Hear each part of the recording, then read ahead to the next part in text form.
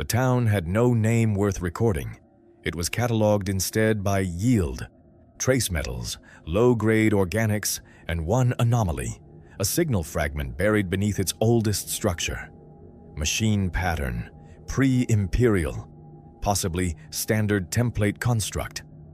Probability of significance, 0.003%. Probability of expedition approval, 100%. The tech priests of Mars descended without ceremony. No diplomacy was attempted, no translation initiated. The inhabitants, barefoot, ash-marked, chanting to weathered idols, were classified as obstruction. Obstruction was removed. The cleansing took 9 minutes. Servo skulls recorded everything, bodies collapsing mid-prayer, crude spears shattering against ceramite, a child trying to hide inside a hollow idol. The priests did not slow. They did not look. When it was done, the town was silent, save for the crackle of burning thatch and the steady hymn of cooling weapons. Magos Vethrin logged the outcome. Entry secured. Indigenous resistance negligible. Commencing excavation of anomalous site. The temple stood at the town's center, older than the rest, older than the people who worshipped it. Its stone was wrong, too smooth in places, too organic in others, as though it had been grown, not carved. The priests noted this. They did not care. Servitors were deployed. Doors were cut open with surgical precision. Dust, thick and ancient, collapsed inward like a held breath finally released. Inside, the air was colder, not temperature cold, absence cold, as if something had taken heat long ago and never given it back. The signal strengthened. Binary whispers began to thread through the noosphere, faint but undeniable. Magos Vethrin halted.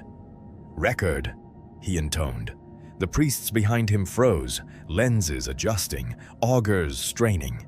The signal did not repeat, only silence. They advanced. The temple's interior defied mapping. Corridors bent where geometry should not. Distances stretched and collapsed without mechanical cause. One tech adept walked 10 paces forward and emerged from a wall behind the group, his vox emitting a continuous stream of error code prayers until his vocal cords burned out. He was noted, then ignored. The signal grew stronger. It was not machine code. It was trying to be. Magos Vethrin felt it press against his implants, slipping between logic gates, mimicking structure without understanding it, like a child copying scripture in a language it could not read. "Closer," he whispered. They reached the sanctum.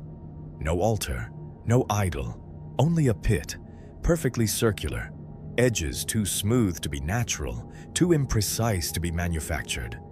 It swallowed light without reflection. The signal came from below. Servitors were sent first. They descended on cables, lumen lamps piercing the dark. For 3 seconds, their feeds were clear. Stone walls, depth indeterminate. Then, distortion. Not static, not interference. Something rearranging the image as if the concept of sight had been misunderstood and rebuilt incorrectly. The servitors began to speak, not in code, in voices they did not possess. "We see it. We understand it. We are..." Transmission ended. Cables snapped. Not cut, forgotten. They simply ceased to exist halfway down their length, as if the universe had reconsidered their necessity. Silence returned. Magos Vethrin stepped forward. "Prepare descent." For the first time, one of the priests hesitated. "Magos, the anomaly is knowledge," Vethrin replied, "and knowledge is sacred." The priest processed this, then obeyed. They descended together. The pit did not behave like a pit. Depth became irrelevant. Downward lost meaning. The walls pulsed faintly, not physically but conceptually, as though the idea of stone was being tested and revised in real time. The signal became overwhelming. STC, complete, total truth. Magos Vethrin's augmetics began to fail. Not malfunction, disagree. His systems could not reconcile what they were perceiving. Data flooded in without structure, without hierarchy. Infinite patterns, none stable, all insisting on their own correctness. The priests around him began to chant. At first, the litany of comprehension, then something else, something that had never been written. At the bottom, there was no ground. Only it. The horror did not have form.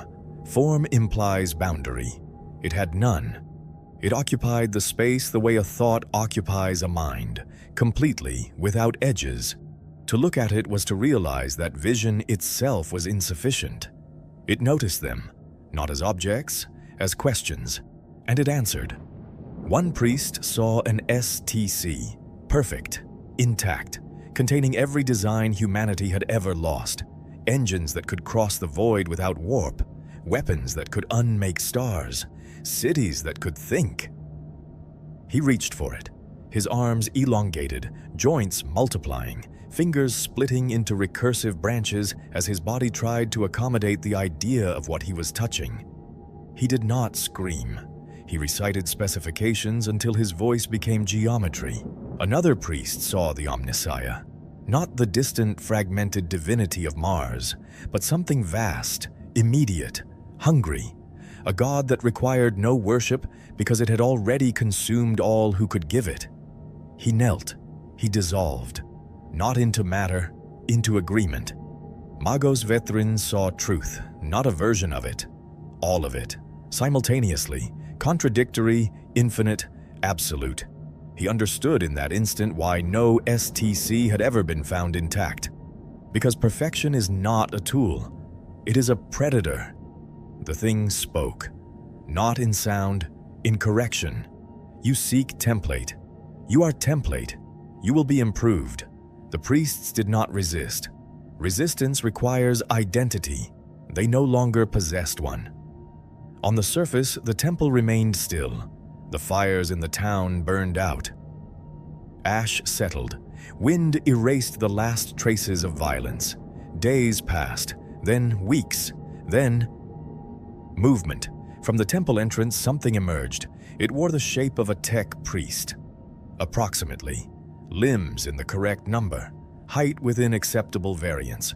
Robes reconstructed from memory, though the fabric flowed in ways cloth should not. Its vox clicked, attempting language. It turned toward the horizon, toward the stars humanity no longer had, and began to walk.